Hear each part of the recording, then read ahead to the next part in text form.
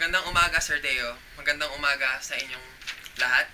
Ang i-discuss ko ngayon ay tungkol sa Chapter 6.1, Frustum of a Right Circular Cone. Ang kailangan natin na formula dito sa chapter na ito ay unang-una ay ang slant height. L is equal to square root of h squared plus r sub 2 minus r sub 1 squared. Tapos, para makompute naman yung lateral surface area, pi times r sub 1 plus r sub 2 times L. Sa total surface area naman, pi times r sub 1 plus r sub 2 times L plus pi r sub 1 squared plus pi r sub 2 squared. Sa volume naman, dalawa. Volume is equal to 1/3 times h times base sub 1 plus base sub 2 plus square root of base sub 1 base sub 2.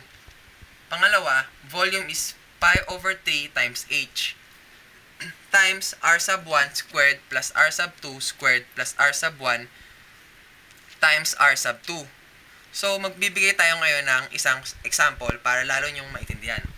Sa page 150 na inyong libro, makikita nyo yung 6.1 exercises. Number 1, find the volume and the lateral surface area of a frustum of a right circular cone whose radii are 4 cm and 8 cm and slant height is 6 cm. So, i-drawing ko ngayon muna ang figure. Hinahanap natin dito ay yung volume at yung lateral surface area. So, dito, ang drawing ng frustum ay patrapezoid. R sub 1, R sub 2. Dito, ito yung lateral edge, ito yung slant height, tapos ito na naman yung height. R sub 2 minus R sub 1. So, ang gagawin una dito ay ito muna ang hahanapin. Hahanapin muna natin yung height, since given na yung L. Slant height is equal to 6.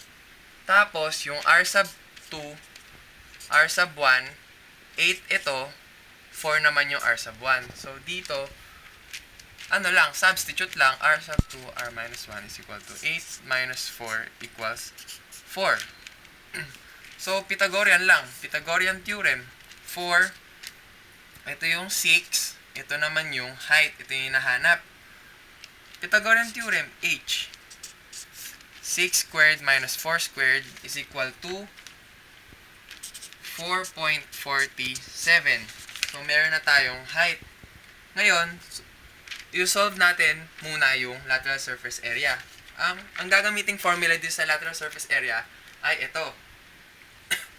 Pi times r sub 1 plus r sub 2 times L. So, substitute lang.